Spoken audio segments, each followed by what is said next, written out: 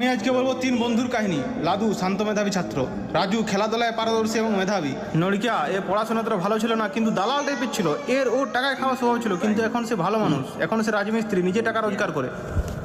আর অপরদিকে লাদু আর রাজু সে এখন লাইফে সাকসেসফুল, তারা এখন আমেরিকায় জব করে।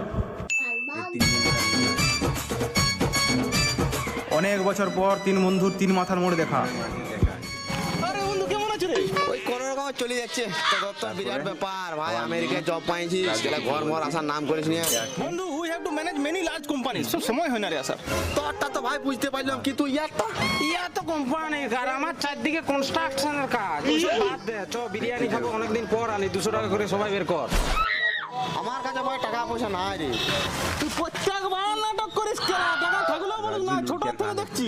বিশ্বাস কর ভাই, আমার কাছে 1 টাকাও নাই রে। ভিতর মানি ব্যাগ দেখি।